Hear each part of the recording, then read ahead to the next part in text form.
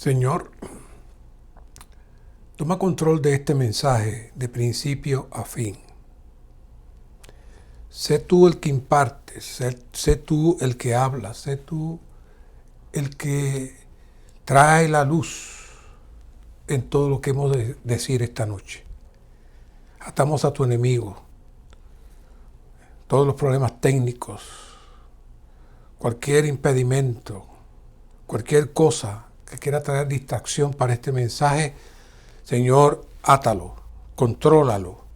Permite que esta palabra pueda fluir libremente para bendición y edificación de los santos. Gracias, Señor. Amén. Amados, esta noche entramos al mensaje 2. Un mensaje muy especial, diría yo. Lleno de revelación, lleno de muchos puntos cruciales que conectan, como siempre, toda la Biblia. Toda la Biblia es un solo mensaje, presentado en diferentes ángulos, pero tiene una sola carga, que es la economía de Dios, Dios impartirse en el hombre para su expresión. Y hoy tenemos el mensaje 2, que se titula Una vida injertada.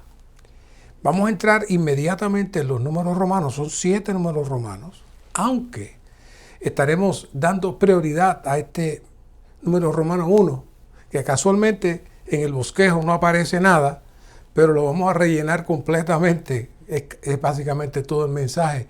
Y luego vamos a poder pasar por los otros 6 puntos, números romanos, ya leyéndolos básicamente, porque ya habremos entrado en el centro y preocupación y carga del mensaje en este primer punto, y luego ya lo demás fluye por sí solo. Así que este primer número romano dice: como creyentes en Cristo, deberíamos llevar una vida injertada, una vida en la cual somos un solo espíritu con el Señor y vivimos en una unión orgánica con Él.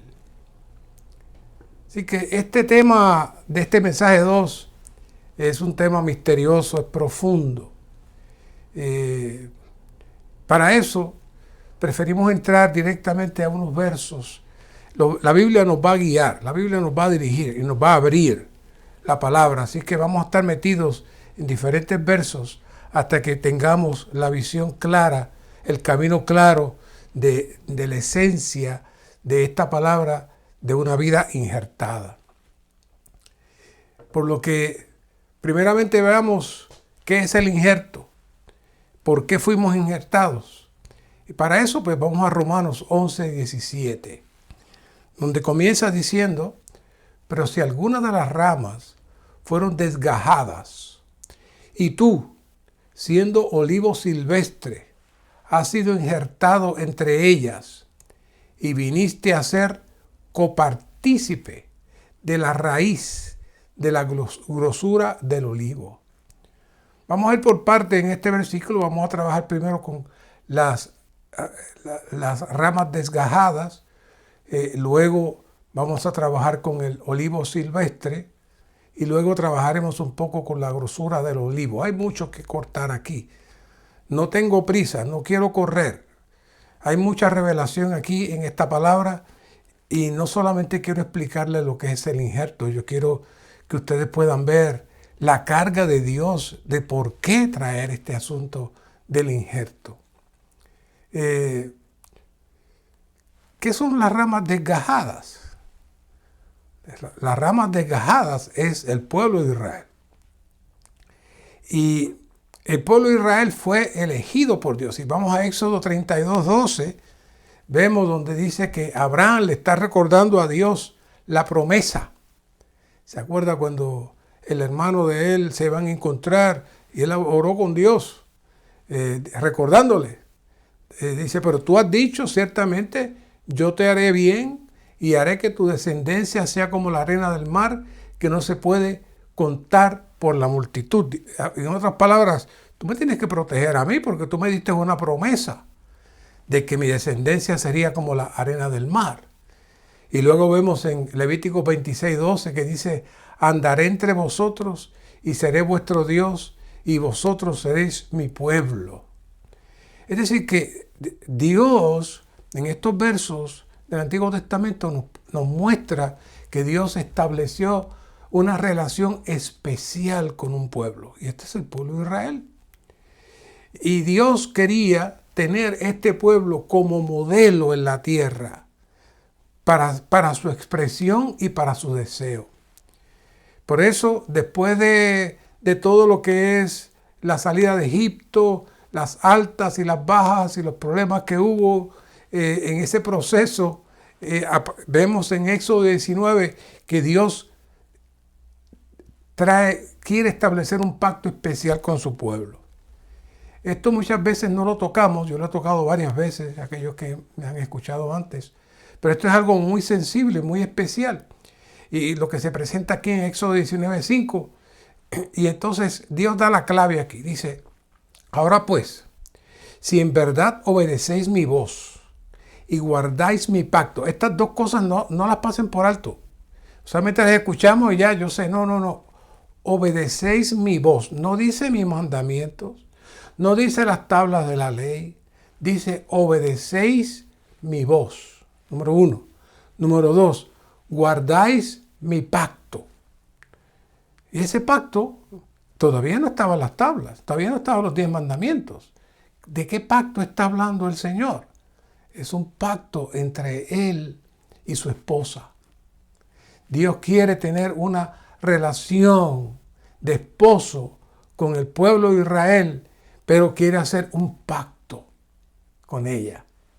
Y entonces le dice: si tú obedeces mi voz y guardas mi pacto, esto es lo que vas a recibir. Seréis mi tesoro personal entre todos los pueblos, porque mía es toda la tierra. ¿No es hermoso eso? Entonces, vaya después usted y verifique lo que estoy diciendo. Vaya al capítulo 20 y por primera vez Dios les habló los mandamientos básicos, no como ley, sino como un pacto matrimonial donde Él se estaba presentando al pueblo de Israel y le estaba mostrando cuál era su carga para el pueblo para que éste siguiera. Y ese capítulo 20 básicamente es la explicación. Muchas personas piensan que Dios le entregó la ley a Moisés en el monte, que ahí fue la primera vez que surgieron los mandamientos. No fue así. Dios habló al pueblo los mandamientos. Dios quería que el pueblo escuchara. ¿Por qué? Porque mediante el hablar de la palabra, el pueblo iba a ser infundido, transfundido, renovado. Pero el pueblo no vio eso. Y como les he hablado otras veces ya al final, en el capítulo 20, verso 19, entonces ellos llaman a Moisés y le dicen: oye Moisés, habla tú con nosotros y escucharemos, pero no hable Dios con nosotros para que no muramos. Ellos se sentían tan mal y tan pecadores que decían: en un momento dado Dios nos va a mirar y nos va a matar. Así que no estaban ni escuchando lo que Dios decía, estaban temerosos de que Dios le hiciera algo. Así que Dios le habló ese mensaje completo de pacto para ellos y ellos ni lo escucharon.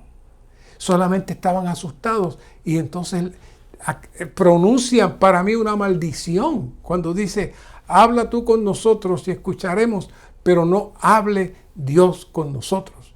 Si Dios no habla con usted pierde completamente la presencia, la vida y el fluir de Dios. Eso fue lo que pasó ahí con el pueblo de Israel. Y entonces hubo un cambio. Hay un cambio. De ahí en adelante Dios comienza a cambiar. Entonces, en el verso 12 dice: Jehová dijo a Moisés: sube a mí a la cumbre del monte y quédate allí. Yo te daré las tablas de piedra con la ley y el mandamiento, los cuales inscribí para instruirlos. En otras palabras, Dios le habló lo que él deseaba. Ellos no lo escucharon. Entonces Dios le dice a Moisés: bueno, no lo dice ahí, pero yo con mi imaginación santificada, como dice un querido hermano, digo: bueno, no me escucharon. Perdí el tiempo hablando, pues les voy a escribir ahora. Les voy a escribir ahora lo que a mí me gustaría que ellos hicieran. Pero ya no es un pacto, ahora es una ley y es un mandamiento para ustedes. Cuando habla de la ley y el mandamiento, ya habla entonces de algo que hay que cumplir a la buena o como sea, pero hay que cumplirlo. No es el pacto de amor, no es la relación hermosa de hacerlo su tesoro personal. No, de hacerlos un pueblo de sacerdotes, una nación santa, nada de eso. Aquí están las tablas, aquí está lo que yo quiero, resuélvanse y cúmplalos. Una gran pérdida. Claro, luego, Primera de Pedro 2:7 dice, para vosotros pues, los que creéis, Él es lo más preciado. Ese es un versículo que lo hemos usado mucho, es hermoso. Pero la segunda parte casi nunca lo mencionamos porque no tenía pertinencia, pero esta noche tiene pertinencia.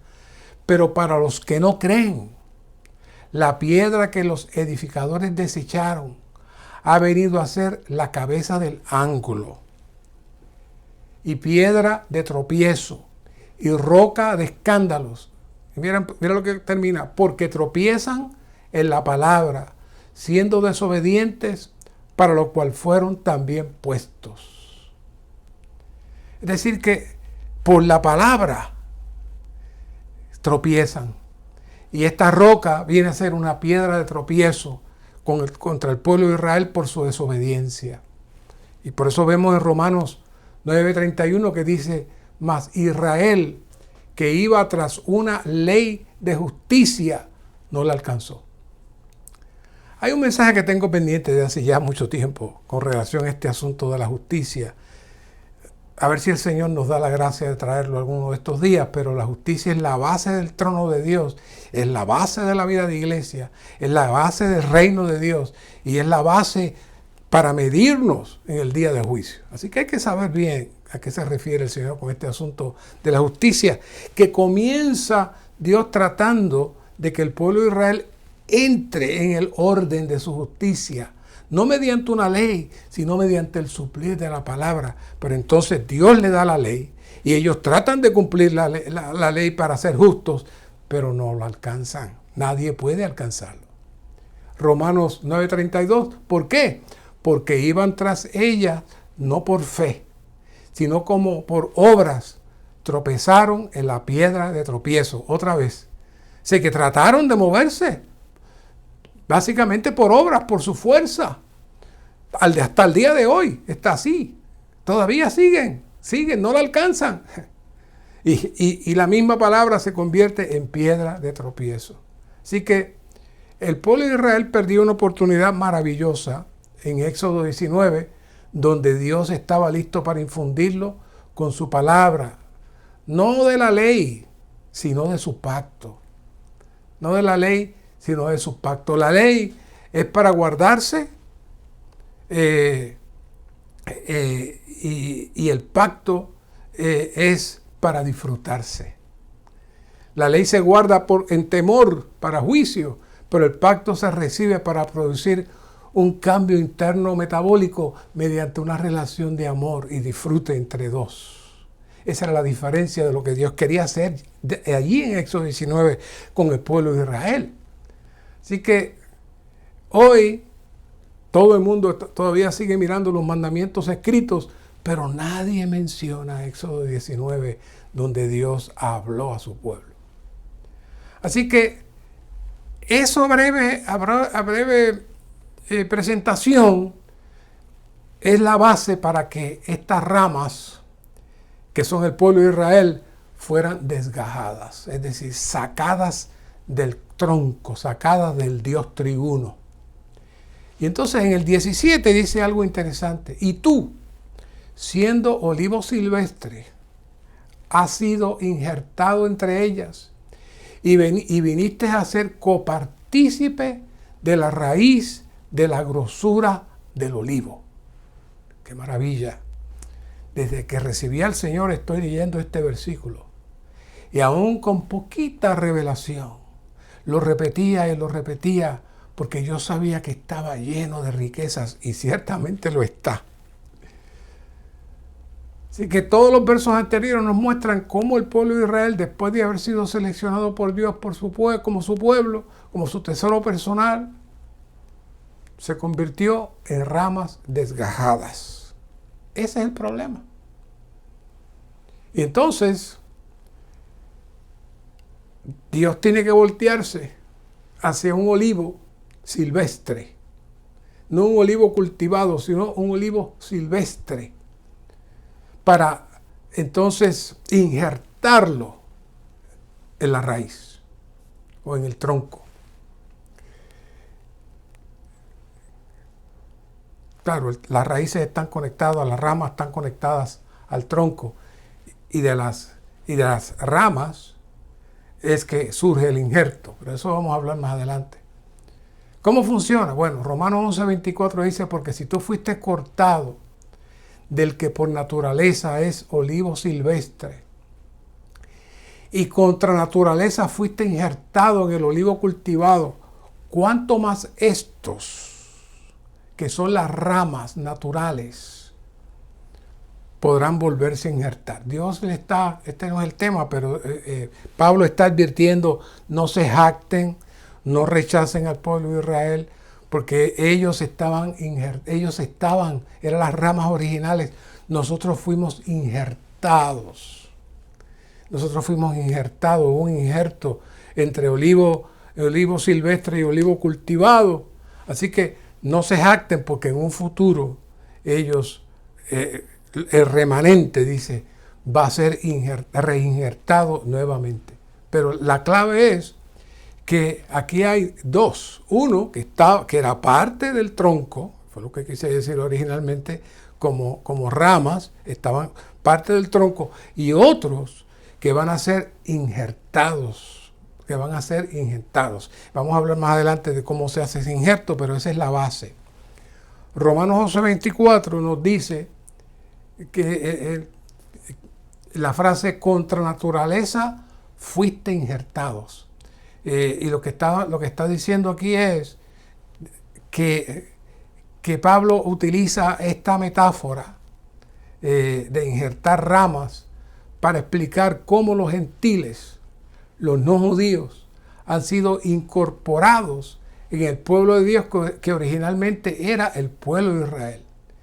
Y eso fue contra naturaleza, porque algo que nació directamente de Dios, ahora viene algo afuera contra naturaleza y se injerta para ocupar el lugar del que fue desgajado. Esa es la expresión contra naturaleza.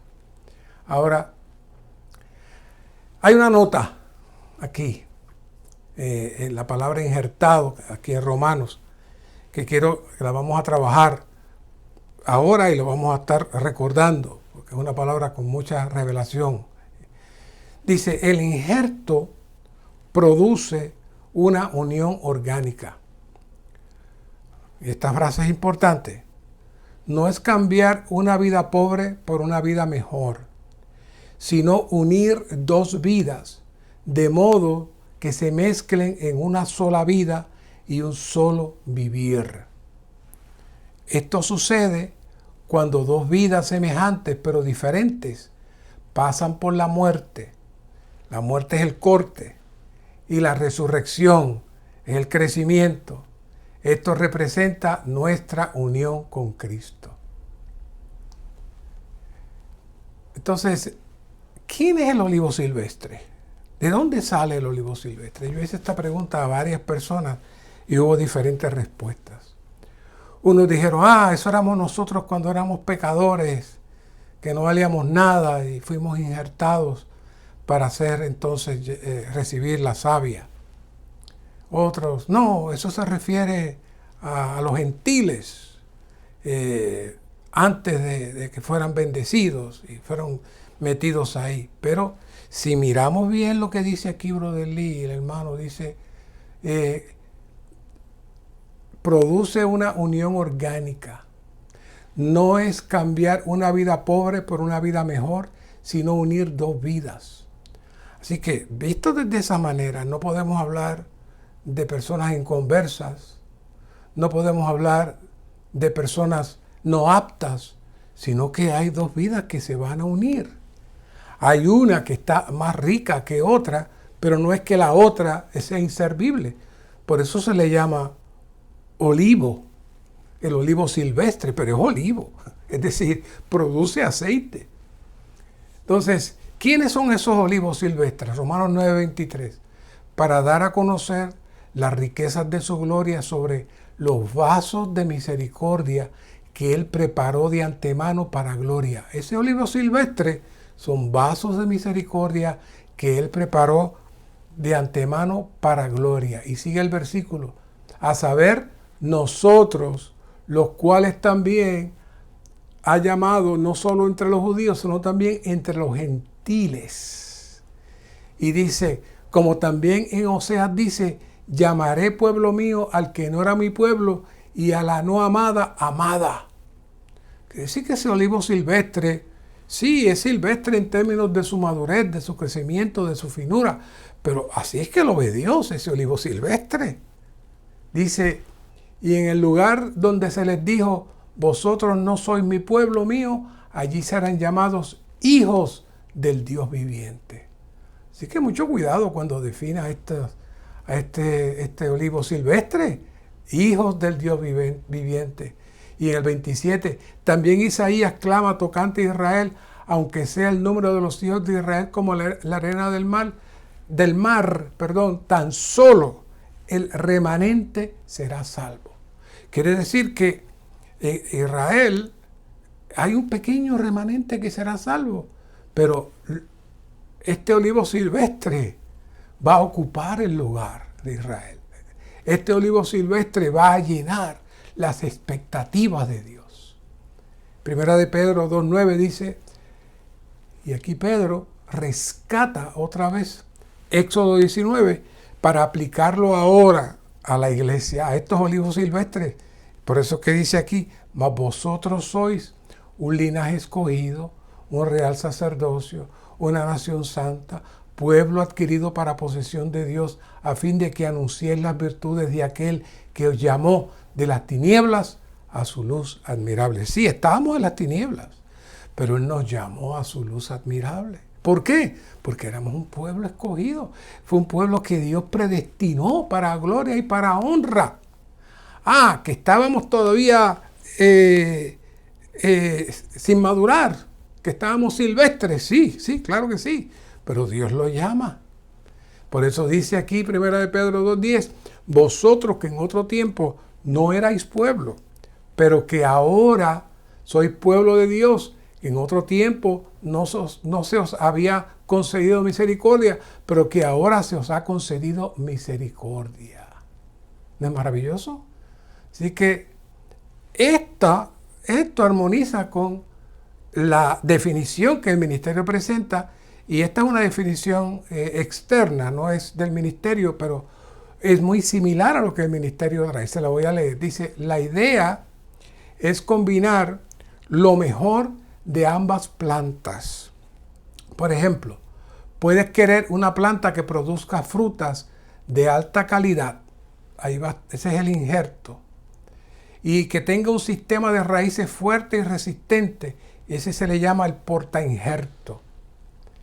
El resumen, no se trata de poner un árbol malo en uno bueno, porque no queremos que las cosas malas del árbol malo entren. Usted dirá, pero es que entonces ese olivo silvestre no éramos nosotros siendo pecadores. Sí y no. Y vamos a ver por qué. Sin embargo, aquí estamos diciendo que este injerto va a combinar fuerzas. Dice, combinar las fortalezas de dos plantas diferentes para lograr un resultado superior. El éxito del injerto depende de la compatibilidad, y esta es clave, entre el portainjerto y el injerto, así como de la técnica utilizada. Así que por lo presentado anteriormente podemos concluir que para que se produzca el injerto deben haber algunos principios importantes. Vamos a ver cuáles son. Número 1, debe haber una relación genética entre ambos participantes. Es decir, usted no puede poner un mango y un aguacate para tratar de injertarlos. No se puede. No se puede. Usted sí puede poner una naranja y una toronja y un limón, es posible que ahí se pueda trabajar un injerto. Son 3 frutas diferentes, pero están dentro de una misma familia, la familia cítrica.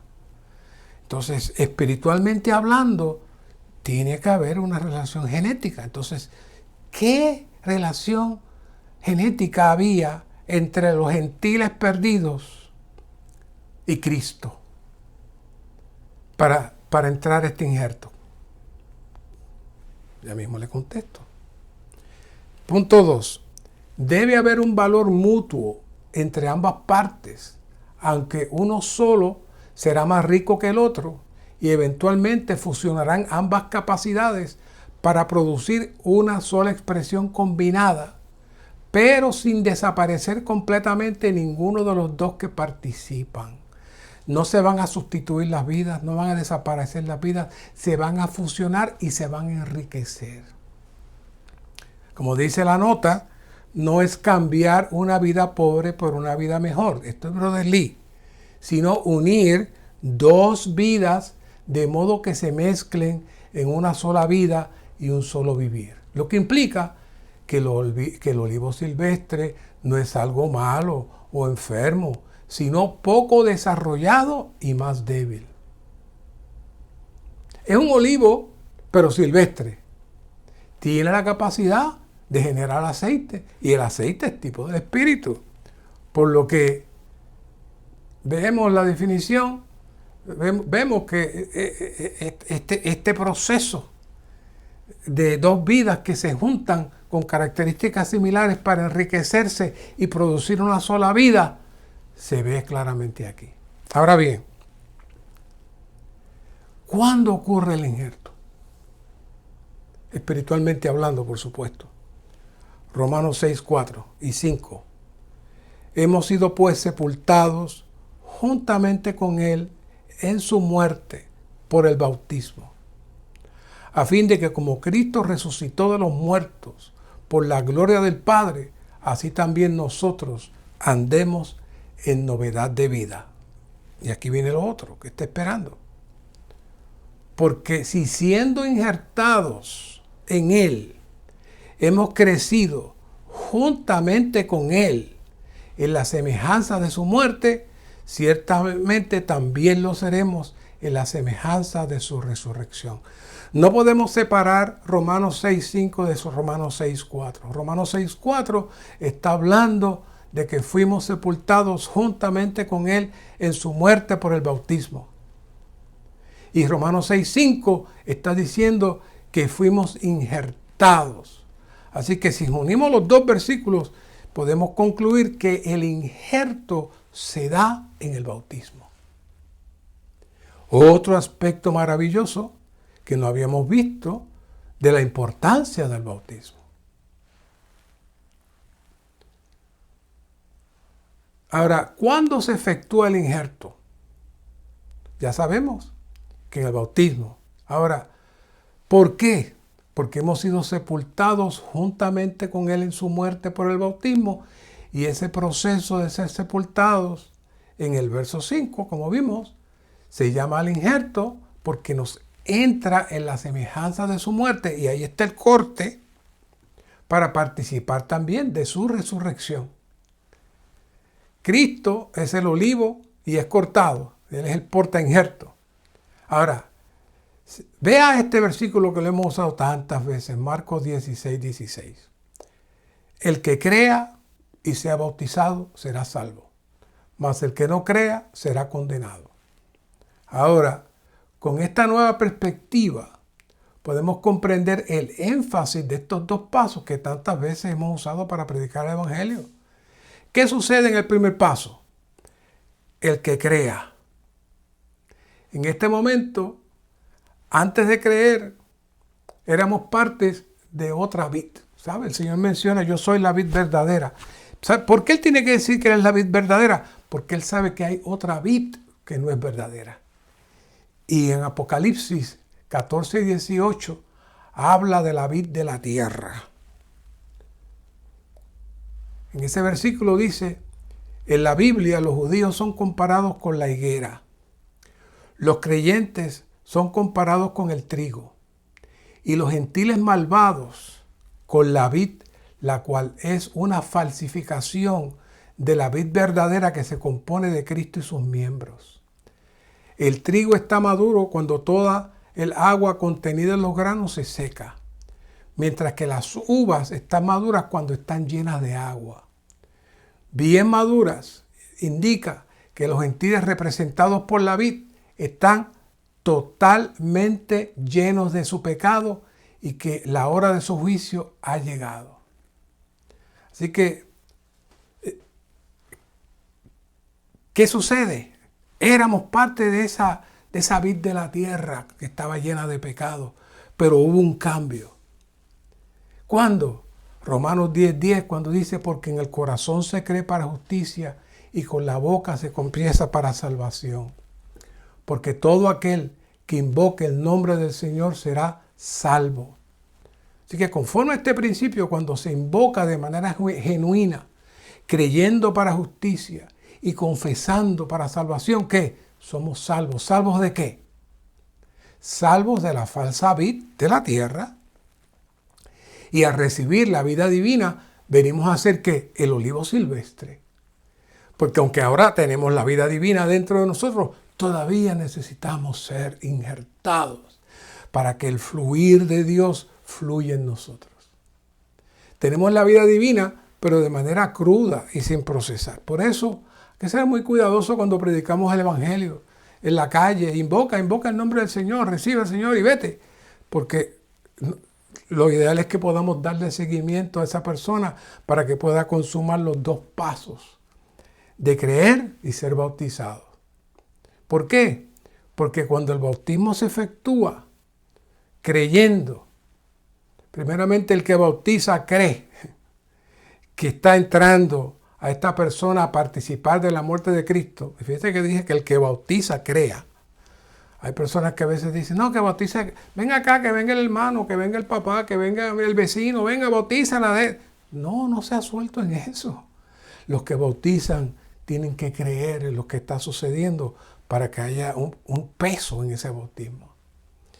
Pero también el que es bautizado debe tener la convicción de que está entrando en otra dimensión. En este caso, él se está llevando a cabo en los lugares celestiales el injerto. El injerto. El propósito del injerto es que dejemos de vivir bajo la sombrilla de la religión por obras, mediante acciones del bien y del mal, para ser copartícipes de la raíz de la grosura del olivo. ¿Qué bendición tiene? ¿Qué efecto tiene ser partícipes de la raíz de la grosura del olivo? Que de hecho, la versión Reina Valera, que es la que yo crecí, dice, de la rica savia del olivo. Me gusta mucho esa traducción. Esta grosura o savia, poco a poco, se infunde en nosotros mediante este injerto y va elevando nuestra débil experiencia de vida en un vivir mutuo con la raíz, la cual somos injertados, el cual es Cristo mismo, en nuestro espíritu.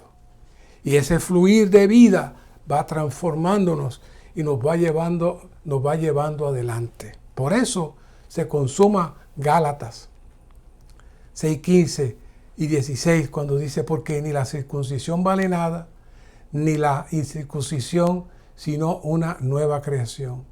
Y a todos los que anden conforme a esta regla, paz y misericordia sea sobre ellos, o sea, sobre el Israel de Dios. ¿Quién es el Israel de Dios?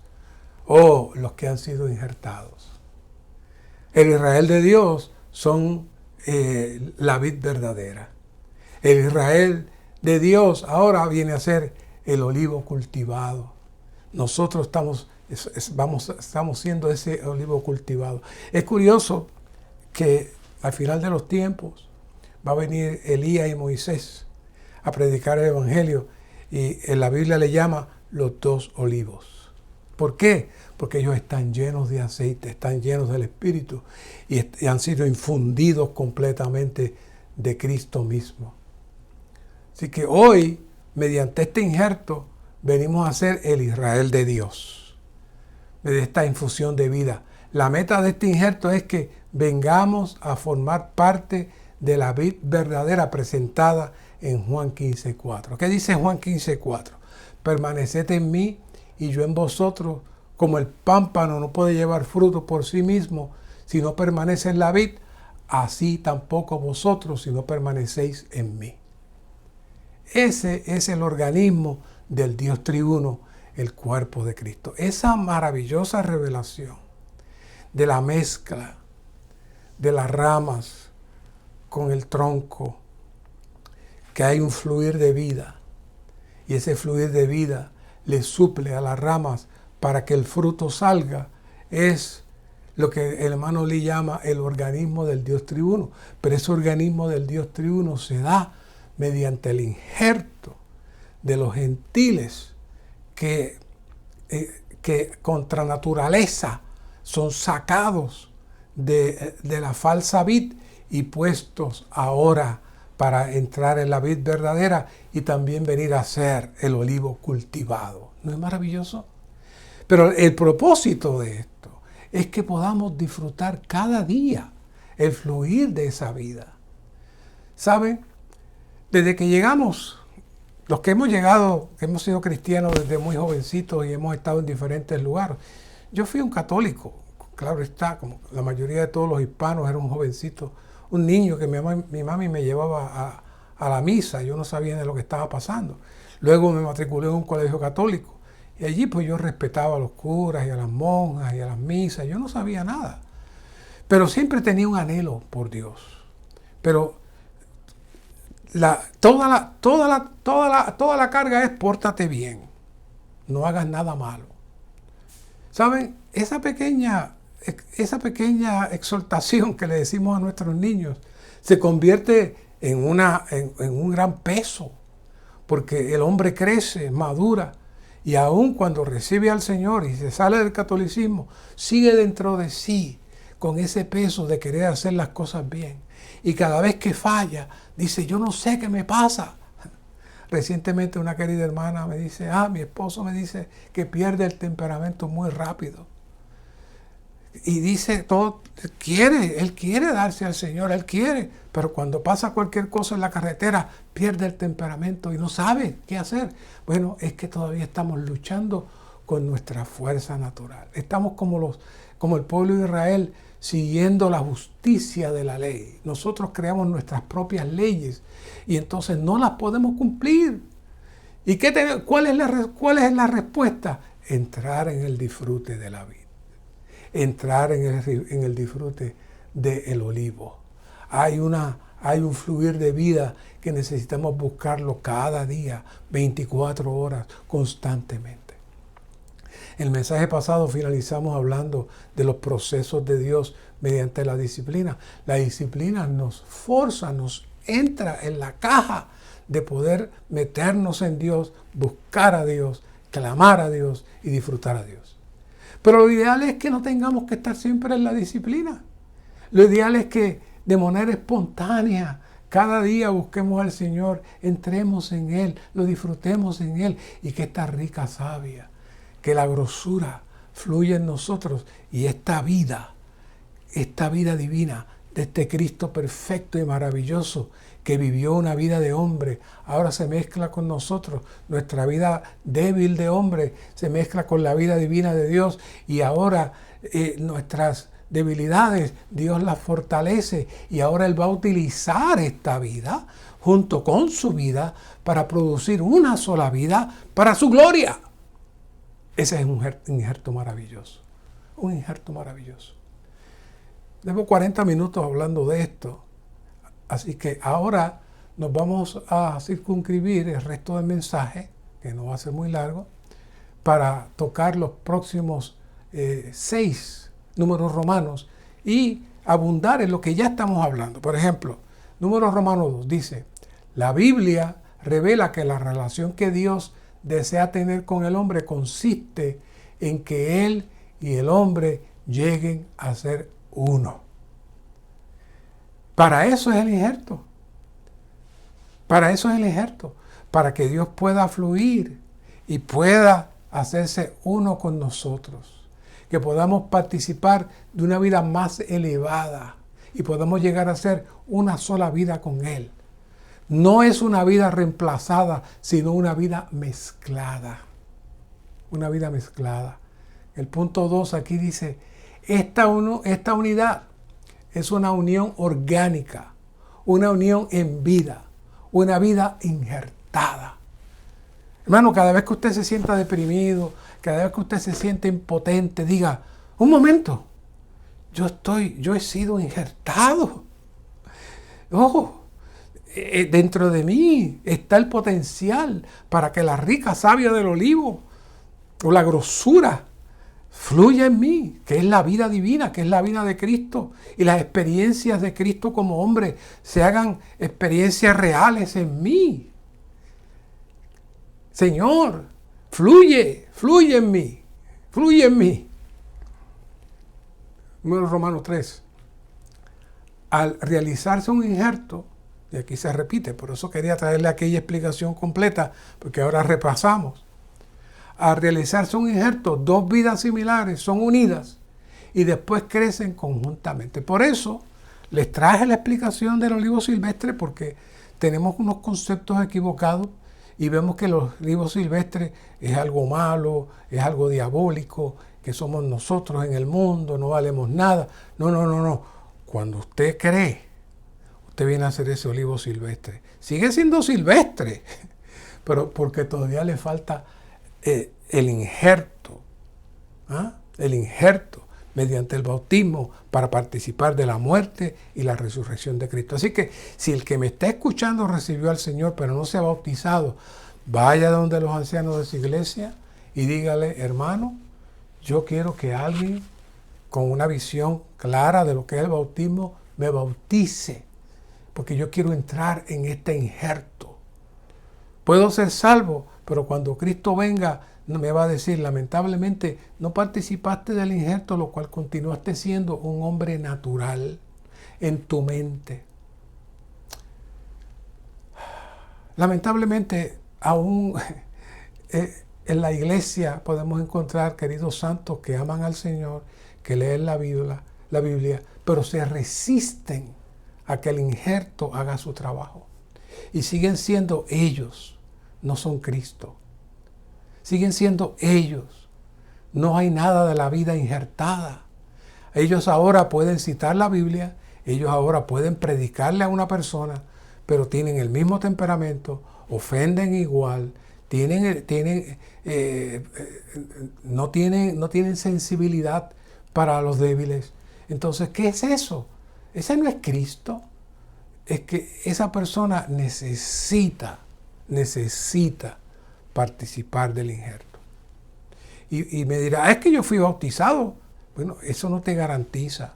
Esto tiene que ser una experiencia vivida. Si uno es bautizado y lleva mucho tiempo y todavía sigue luchando, no se bautice otra vez. Yo oigo mucho esto, especialmente entre los jóvenes. Me voy a bautizar otra vez. Mire, esas aguas no tienen magia, esas aguas no tienen ningún poder. El poder lo tiene Cristo.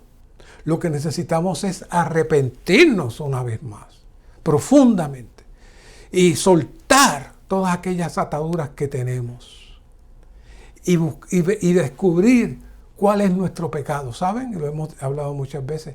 Nuestro pecado no son lo que yo hago malo, aquello, lo otro. No. Hay un solo pecado. ¿Sabes cuál es el pecado? Estar alejado de Dios. Vivir fuera de Dios.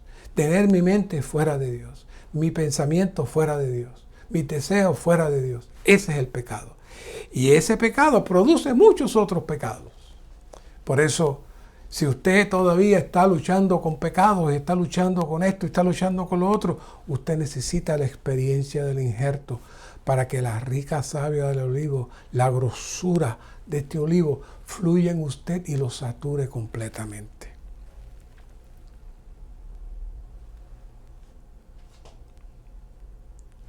Vamos al punto 4. A fin de que seamos injertados en Cristo, Él tuvo que pasar por los procesos de encarnación, crucifixión y resurrección. Cristo se hizo carne para ser la descendencia de David, el vástago de David, el renuevo, a fin de que podamos ser injertados juntamente con Él. Él llegó a ser igual a nosotros, a fin de que Él y nosotros podamos ser injertados conjuntamente. Hermanos, necesitamos esta experiencia. Esto no es un tema más de la noche. Esto es el mensaje 2 y vamos al 3 la semana que viene. No, hermano. Cada uno de estos mensajes tiene que ser algo en nosotros. Tiene que producir en nosotros el anhelo de que esta palabra se haga realidad. Olvídese del conocimiento, olvídese de lo que usted sabe. Si usted profundamente sabe que no hay tal fluir, que no hay tal injerto en usted, usted necesita tornarse al Señor y decirle: Señor, llevo tantos años en la vida cristiana, tantos años en la iglesia, pero todavía sigo luchando con esto y con esto y con esto y con esto. Usted está casado, tiene esposa, tiene hijos, y usted dice: hermano Mario, yo no tengo ningún problema. Vamos a hacer una cosita. Pregúntele a su esposa: oiga, esposa mía, hay algunas áreas en mí que tú entiendes que yo necesito recibir esta palabra del injerto. Y siéntese, porque le van a decir muchas cosas. O si no, pregúntele a los hijos. Y siéntese. Hay muchas cosas que nosotros no nos vemos. Nosotros no nos vemos. Recientemente estaba en casa de una familia y este querido hermano ni cuenta se dio. Cuando le dijo algo que la esposa tenía que hacer, se lo dijo de una manera ruda. Ella se levantó, respiró profundo y se fue. Y él ni cuenta se dio que él hizo eso. ¿Por qué? Porque lo hace de una manera espontánea. Todavía le falta mezclarse. Todavía le falta mezclarse. Injertar requiere cortar. No es posible injertar dos ramas conjuntamente a menos que ambas sean cortadas. Cristo fue cortado cuando Él murió en la cruz. Nosotros fuimos cortados cuando nos arrepentimos y recibimos al Señor. Y voy a agregar un punto más. Nosotros somos cortados cuando somos tratados. Nosotros somos cortados cuando el Señor produce circunstancias que nos hacen completamente impotentes y entonces tenemos que depender absolutamente de Él. Y entonces el fluir de la savia fluye para trabajar con nosotros. Pero si después que usted es cortado, entonces usted reniega y usted sencillamente se resiste y usted busca a otros que son los culpables que le están haciendo daño a usted todavía necesita pasar muchas experiencias hasta que usted sea cortado y el fluir pueda fluir. Y el fluir pueda fluir. C2 dice: una vez que nos arrepentimos y recibimos al Señor, Él como Espíritu vivificante entra en nuestro espíritu, con lo cual introduce la vida divina en nosotros y somos injertados juntamente con Cristo. Esto es lo que se supone esté pasando. La pregunta es: ¿por qué no pasa? Porque no nos dejamos cortar. No nos dejamos cortar. Seguimos siendo olivos silvestres. Somos olivos, tenemos el aceite, pero estamos silvestres. Todavía no nos dejamos cortar y no nos dejamos refinar. No nos dejamos afinar. No nos dejamos cultivar por la vida fina de Cristo en nosotros. Número Romanos 5. Como aquellos que hemos sido regenerados, deberíamos, aquí estamos hablando ya, deberíamos llevar una vida injertada. Deberíamos, se supone. Si usted fue regenerado, deberíamos llevar una vida injertada. Después de haber sido injertados en Cristo, ya no deberíamos vivir por nosotros mismos, sino permitir que el Cristo neumático viva en nosotros. Me gusta esa palabra. Deberíamos. Pero lamentablemente no nos falta.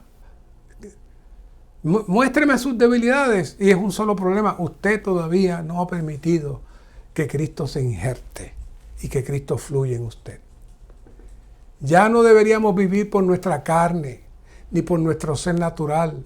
En lugar de ello, deberíamos vivir por nuestro espíritu regenerado, un espíritu injertado con Cristo. Ese es el estándar más alto, el estándar más elevado. Por medio de este injerto, somos unidos a Él, mezclados con Él, e incorporados con Él, para llegar a ser, ¿qué? El cuerpo de Cristo. Esta es la visión más elevada. Solamente el apóstol Pablo. Algunas personas no quieren que uno diga que hable mucho del apóstol Pablo. De hecho, vi algo en la televisión que decía, un grupo de cristianos con un cartel que decía, somos salvos por Cristo, no por Pablo. Conozco un grupo semi-judío cristiano que dicen que nosotros no debemos estar mirando tanto a Pablo, sino los evangelios y el Antiguo Testamento. ¿Por qué le tienen miedo a Pablo? Porque Pablo trae la revelación de este Cristo todo inclusivo y no se puede jugar a la religión cuando usted entra a vivir lo que Pablo nos habla. Pero la visión más elevada que Pablo trae es el cuerpo de Cristo. ¿Y qué es el cuerpo de Cristo? Está representado en Juan 15 con la vid. Nosotros, Él es la vid verdadera y nosotros somos los pámpanos. El asunto del injerto se trabajó con el olivo, pero acá también se hacen injertos. La vid verdadera crece por el injerto, por aquellos que siguen llegando, por los que han sido llamados, los que han sido escogidos y se siguen juntando para producir esta vid verdadera, este fluir de vida, que es ¿qué? El cuerpo de Cristo. Punto 6. La vida injertada no es una vida intercambiada, sino la mezcla de la vida del hombre con la vida divina. Me gusta usar el término vida de hombre en vez de vida humana, porque el concepto humano se traduce humano. Yo sé cuando los hermanos traducen humano se refieren a la vida del hombre, pero también se traduce lo humano, se refiere a lo pecaminoso, se refiere a la mezcla de Satanás y el daño que Satanás ha hecho al hombre y produjo la raza humana. Por eso evito el término humano. Pero entiendo cuando hablan de humano como sinónimo de hombre. El hombre, Dios quiere mezclarse con el hombre y que este hombre pueda producir y transmitir la vida divina. Aquí en este punto, número Romanos 6:3, dice, no hay un intercambio o canje de vidas. En lugar de un intercambio hay la impartición, la infusión de la vida divina en la vida del hombre y la mezcla de la vida divina con la vida del hombre. Ese es el centro de esto que necesitamos buscar desesperadamente. Desesperadamente. Punto C1 dice, todo cuanto Cristo es y todo cuanto Él ha hecho tiene por finalidad enteramente una sola cosa, que Él y nosotros podamos estar unidos orgánicamente y llevar una vida injertada. Esta es la finalidad, una sola cosa, que Él y nosotros podamos estar unidos orgánicamente y llevar una vida injertada. Si eso no se está dando y usted sigue viviendo su propia vida, todavía entonces usted no ha participado de la experiencia profunda de lo que es el bautismo. Y el último punto, en la vida injertada, la vida humana o la vida del hombre no es eliminada, sino que es fortalecida, elevada y enriquecida por la vida divina. Si usted no está participando de esa experiencia, necesita buscar ese injerto. En la vida injertada, la rama todavía conserva sus mismas características esenciales, pero su vida es elevada y transformada al ser injertada en una mejor vida. La vida superior subyuga la vida inferior. La vida superior enriquece, eleva y transforma la vida inferior. Todos fuimos inyectados, conectados, infundidos en Cristo en el bautismo, cuando nos hicimos partícipes de su muerte, para luego entrar en la bendición del vivir de la resurrección. Pero esa no es una experiencia teológica, tiene que darse una experiencia verdadera y cada día necesitamos preguntarnos cuánto de este fluir está trabajando en mí. ¿Cuánto sigo siendo yo? ¿Cuánto mi familia me ve yo y no ve Cristo en mí? ¿Cuánto mis vecinos, mis compañeros de trabajo me ven a mí, no ven a Cristo en mí? Esa debe ser nuestra mayor preocupación, porque al final seremos juzgados. Porque ese vivir en Cristo es el vivir en justicia. Y el pueblo de Israel fue juzgado por no poder vivir en justicia, porque querían vivirlo de una manera natural. Y hoy podemos caer en el mismo problema, tratando de vivir una vida por nuestro esfuerzo natural, haciendo las cosas lo mejor que podamos para no fallar. Pero eso no es así. Necesitamos abrirnos para que el Señor nos infunda y nos llene.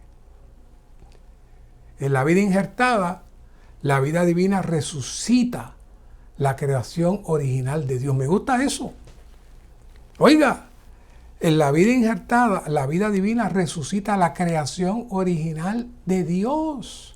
Estamos en un proceso de revertir esta humanidad caída en la vida divina, en la vida original de la creación de Dios, donde no hay pecado, donde no hay contaminación.